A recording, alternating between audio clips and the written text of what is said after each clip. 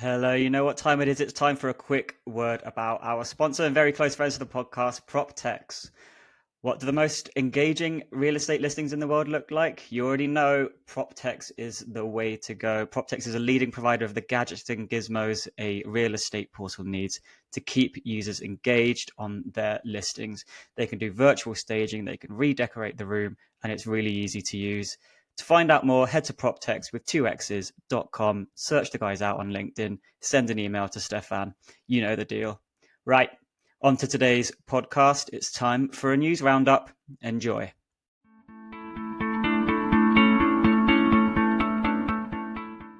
Hello and welcome to the PPW pod, bringing you news, views and interviews from the world of real estate marketplaces and proptech. I'm joined by Simon and Harvey. How are you doing, gents? Much better than I was on Monday. I think all three of us were in Madrid and we had a beautiful day of nothingness. For my co-presenters, that's what the 1980s and 90s was like. Just letting you know, okay? Where you literally, I was with my business partner Gonzalo. We had happened to have gone to literally the tennis, and we got to see about an hour. And then everything and we were there with some clients, and everything goes black. Like, they're dark, and everyone's like, what's happening? They even tried to start the tennis again, but they couldn't because it's all electronic. Right? There's no lines people or whatever. But then it was like, he said, well, okay. And then I hung out with the clients, and Gonzalo had to go to attend to some family matters, and was like, I'll call you. Oh, no, I can't call you. I couldn't send a message. It was existential. It was a pretty scary day, but hey, we're back at it, and glad to be here for a news roundup. Ed. So this podcast that would have been done Monday, it's now Wednesday. Yeah, so it is a bit late. We're doing a news roundup, if you hadn't guessed already. We will kick off with actually probably the biggest piece of news we've had for a while. I actually sent Harvey an email today with 20 bullet points of why this piece of news was interesting. We're talking about CoStar's Q1 report. Harvey, why don't you give us some specifics? Yeah, of course. Thanks, Ed. So, hi, everyone.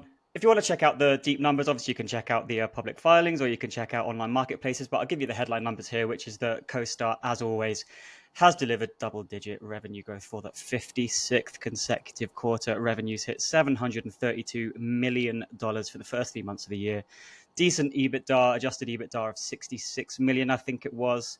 But that's not the main headline here, because interestingly, CoStar is trialing vendor-paid advertising via its residential portal, homes.com. It's called Boost. It's been trialed in Southern California. It's been used on a couple of focus groups, and some people have been paying up to $500 for publicizing their homes for sale more prominently. So we've got a trial period of VPA in the United States for what I think is the first time ever.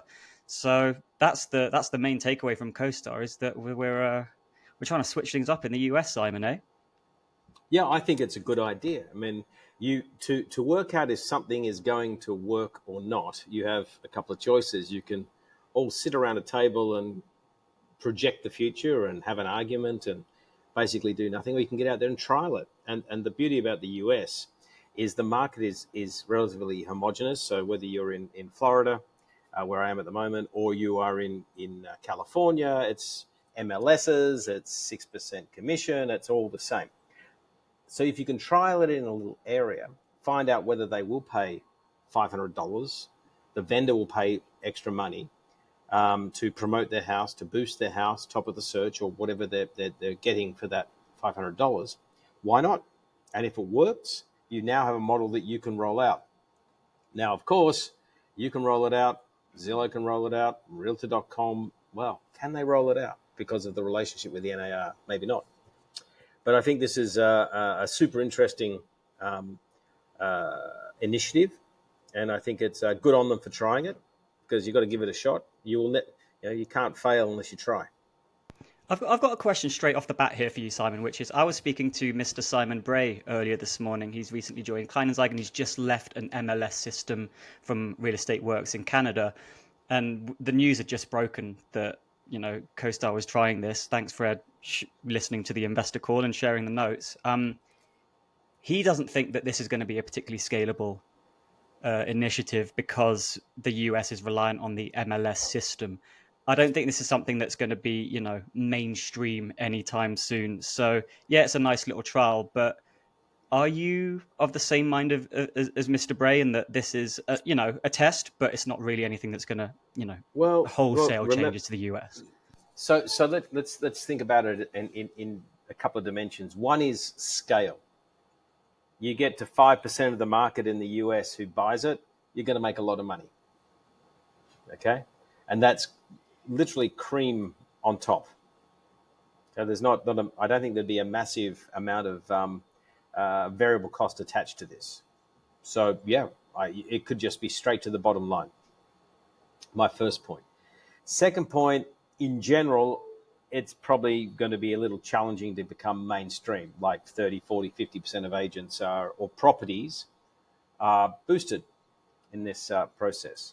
And I think that comes down to this whole MLS structure, the 6% commissions, the way the MLS operates. And a big shout out to the guys at the Daily podcast from the New York Times. They had one, I think it was maybe yesterday or the day before, which was all about the NAR, about the court case that was last year, where the NAR was sued by some Missouri homeowners for basically anti-competitive practices, this sort of 6%, and stopping people from getting access and so on. And then it talked about how the realtors have got around the system and still charge 6%, still negotiate buyers and sellers, and still won't work with people who don't go through their system. Okay, and that basically is an interesting podcast, and I'd encourage everyone to listen to it.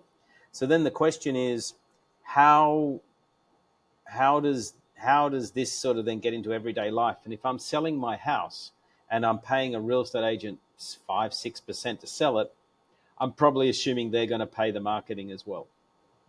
And if you're asking me to spend another $500 on top, okay, it's now, if it's a $500,000 house, that's an extra 1%. So it's will it become mainstream? Don't know, doubt it.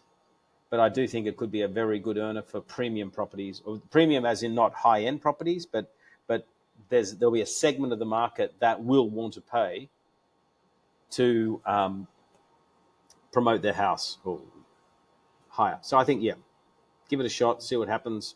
Simon Bray may have a good perspective on this, but let's see what happens. Okay, so that we will definitely be hearing much more about CoStar and vendor paid advertising in the next few months, not only because of the United States, but also because Andy Florence revealed on his investor call that Nine Entertainment, the majority shareholder of Domain, which is the number 2 real estate portal in Australia, has now backed CoStar's offer for Domain, and the deal is now in the due diligence phase. So we'll probably be reporting a lot more about CoStar and vendor paid advertising in the future. There were lots of other interesting points from that investor call and from the report that they put out. Just really quickly, because we haven't got enough time to go through all 20 of the points that I emailed to Harvey today. One thing that stood out to me was that they kind of said that Homes.com's traffic acquisition has now shifted away from, I'm quoting here, pure volume to targeting quality engaged traffic, which to me sounds almost like they knew that their traffic that they were buying before wasn't great quality, and maybe it was just kind of they were buying traffic to get to a point where they could claim to be number 2.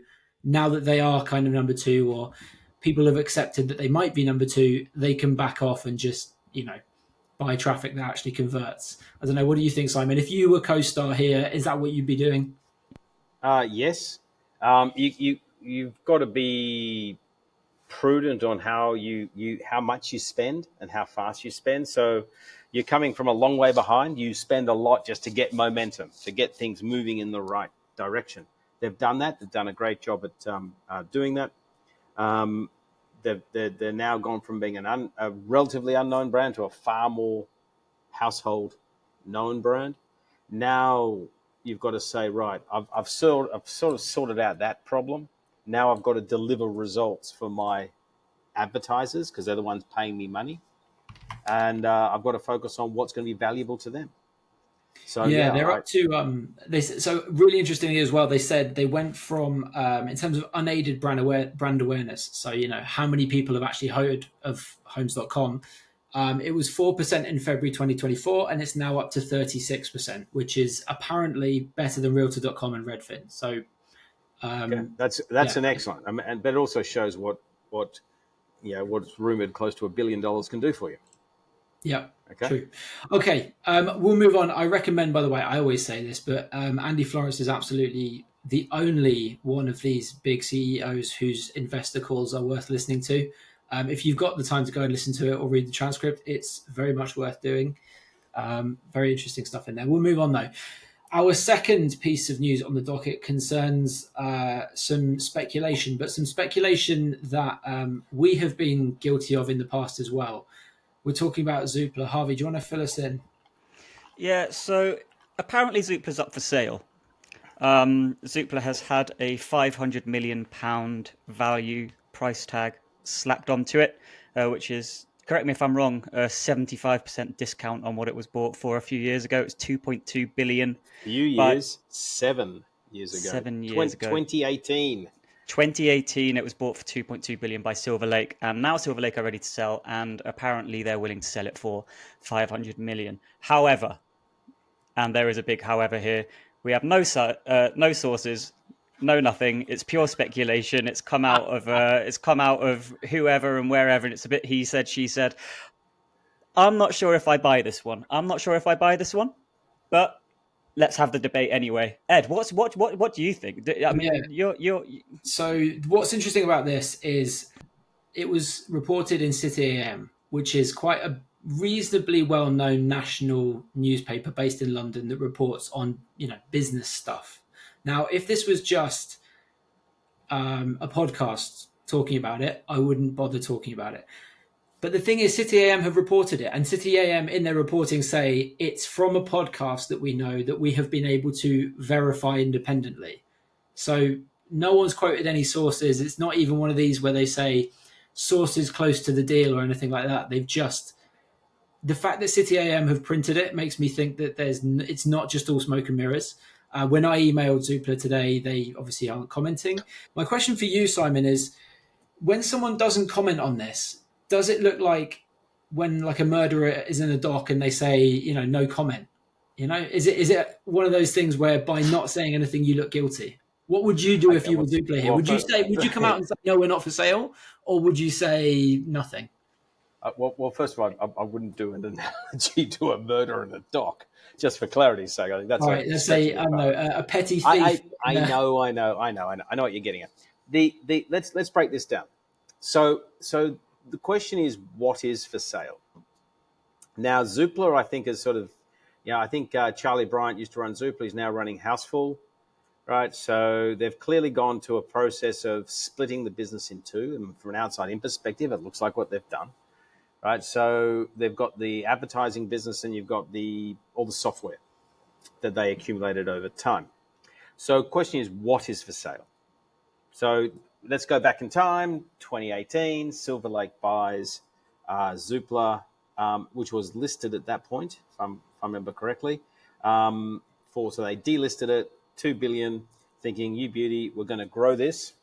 Okay, they're looking at how well Rightmove is going and so on. Problem is, over that intervening time, things have changed. The market's enthusiasm, because 2017, 2018, you're probably towards a peak, right? Then you've had COVID, you've had CoStar again, okay, emerging with on the market, and the dynamics have changed. Now, if you're Silver Lake, you've gone, so let's call it $2 billion. I think it was 2.2 billion or 2 billion. I think it was $3 billion, and then that's obviously the currency exchange rate gets quoted differently every year. Yeah, so let's call it $2 billion for argument's sake. So if I had invested $2 billion at 10% per annum for 8 years, I would have had $4 billion now, compounding interest, more or less, right? So they're basically sitting on, if I just put it into bonds or been a bit of just a smart general investor, I would have doubled my money over that period of time. Then so they're now talking about selling it, and they probably want to get out of it, out of all this. It makes sense, right? They probably want to. So 500 million for the classifieds business is probably what they're talking about. Would be my guess if we were to break it down, because Houseful is a different brand and got different assets in there. That's a big haircut. That's a massive haircut. It's a haircut on not only what you paid for it, it's a haircut on what value you could have had if you had not done the deal. Just not doing the deal would have been a better decision than doing the deal. And who knows how much they've lost in the intervening period. So that doesn't include whatever's been invested. So for the fun of this podcast, we don't know what's really happening because we're clearly not on the inside. But it would make sense that after 7 years, 8 years, they're going, I want to get out of this, because on the market's coming. You've got Rightmove. You've had REA come in. Maybe REA wants to buy it. Now, why would they want to, right? They've got the money to buy number one. They might have another crack at Rightmove. But, yeah. So I think it's more of a case of putting somehow saying, hey, we're for sale. Yeah, and it's B, putting feelers out there, right? This is what we start the conversation. We'll start the conversation here. Okay, I think anything we say further than that at this point is just diving purely, into speculation without any kind of... Absolutely speculative. Absolutely. So what we can say, we did speak to Rich Hayes, who's the CEO of Zoopla, about a month ago, and I'm going to quote him on the podcast from a few months ago here. I don't need to elaborate. If we were literally in negotiations to sell the business right now, the last thing we'd be doing is investing in our team to grow our proposition. So he said that they're not selling it without actually saying the words, we're not selling it. We will wait and see. Yep. We'll move on. I hate to keep coming back to the United States in all of these podcasts we do, and I hate to keep coming back to the same topic that we come back to, but it's actually really interesting. The clear cooperation policy debate has raged on, and there's been one kind of interesting development that went on when nobody was looking. Harvey, do you want to fill us in? Yeah, so Zillow has an ally. Zillow has said, for those of you who aren't aware, that if you're not publicly marketing properties on the MLS, as you well should be, because that's what the old rules used to be, then you're not allowed to list on Zillow. And now Redfin has basically said, Zillow's right. We need transparency, we need publicity, we need all listings visible on the MLS, and the market is going to benefit from having as many listings as possible on the MLS. So Zillow and Redfin are sort of on the same side of the argument here, which obviously means that we now have two very big players on the other side remaining, who are CoStar and Compass, who want to have more private listings and pocket listings and have more control for the agents and the brokerages who are working hard to win those listings. So we've got two sides of the army now. It's an interesting battleground. This, I'm not sure how much deeper we want to go on this. Simon, it looks like you've got something to say. But isn't it a little self-serving, right? Because at the end of the day, Redfin participates in the MLS. They clearly want to get all the listings into the MLS. Yeah, of course. Because it's self-serving on everybody's part, really. Yeah. Everybody's got a monetary incentive to say what they're saying. Except 100%. Except maybe for the home seller and for the seller's agent. I think this comes down to this, and once again, I'm going to big shout out to the Daily, which is the New York Times podcast. Really take a minute, well, it's 30 minutes to listen to it, because it does provide insight into how the industry goes to great lengths to ensure that it remains a closed, high commission, because we're talking about 6% here to sell the house. Now, how many markets around the world are greater than 6%? Can you think of any? Many, right? No, not on my Zero. No. The United Kingdom is 1. Australia's about 2. In Europe, you've got 3, 4, or 5, but you don't have sole agency in that process. but you're not getting 6%. So the question is and they talked to a guy who tried to sell his house privately, and he was just blackballed. No one would come. He was willing to pay a buyer's agent to bring a buyer, and they blackballed him. Okay, and it's all about saying, if you don't play by the rules, we're not going to provide the service. But that can't be what's in the best interests of the home seller. I mean, the bigger problem here is that the MLS is sort of dictating what the home seller can do, right? Maybe Of the home course. sellers don't want the MLS. So the bigger question here is the MLS too powerful, really? And is it set to crumble, or at least or be disempowered over the next few years with things like CCP rollback?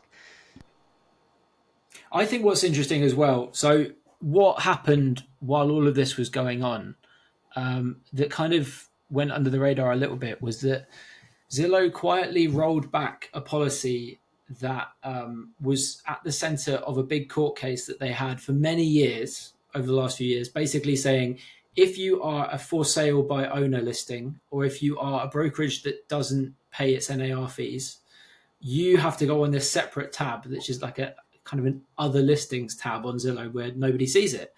Now, Zillow never liked this policy anyway. Zillow only had this policy to comply with the NAR. But now what's happened is the MLSs have said, okay, well, we don't have to enforce this anymore, so Zillow doesn't have to enforce this anymore. And so there are suddenly all of these FSBO listings commingling, is the word they use, on Zillow.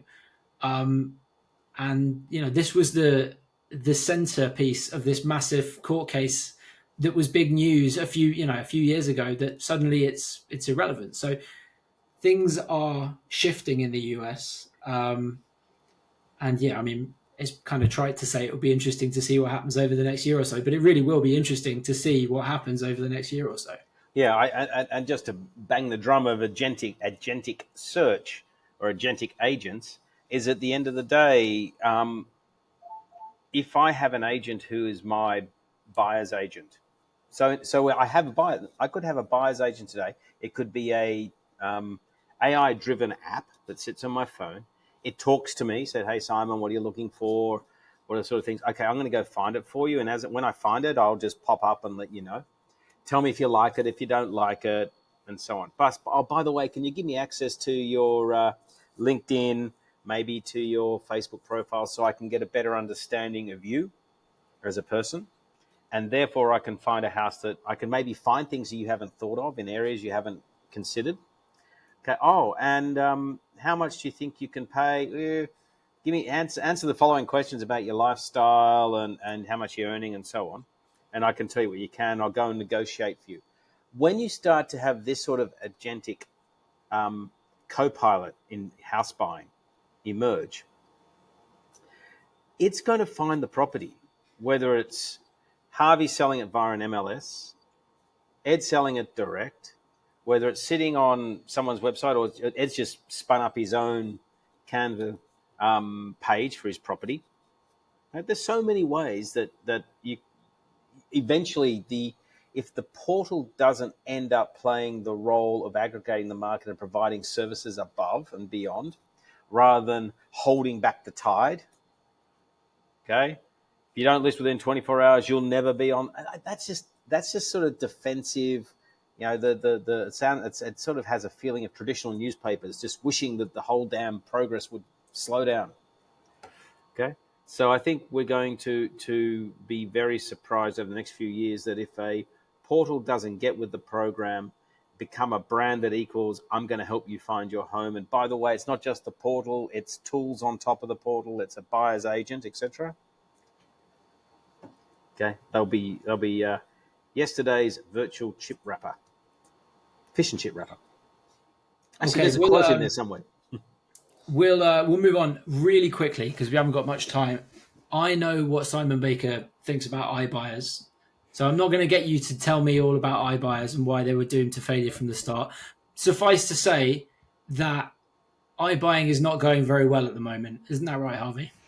Yeah, yeah, that's an understatement, Ed. Because we have two public iBuyers in the US who are both facing delisting for. Well, one of them potentially is. The other one's flirting with it. I think it's got about 2 weeks to go before it gets the letter, right? Exactly. So OfferPad is already on its second warning from the SEC. Its share price is below $1. It's the minimum required share price to be listed. Meanwhile, another iBuyer, Opendoor, has been under $1 for a couple of weeks, and they need to recover the share price quickly. Otherwise, they will be, they'll be in receipt of a similar warning from the SEC. Okay, thank you, Harvey. We're gonna close the podcast with this very simple question, binary question. This time next year, will OfferPad and Opendoor still be listed on the stock exchange? Simon? No.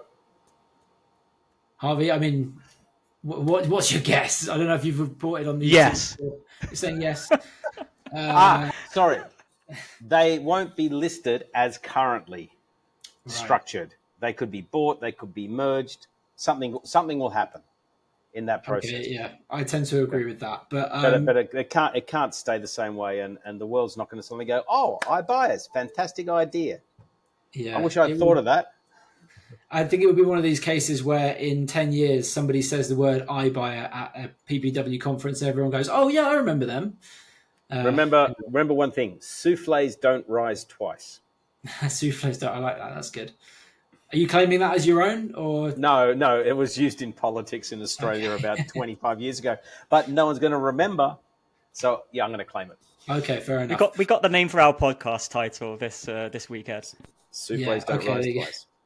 Okay, gents, thank you very much for your time, and we'll see you on the next episode.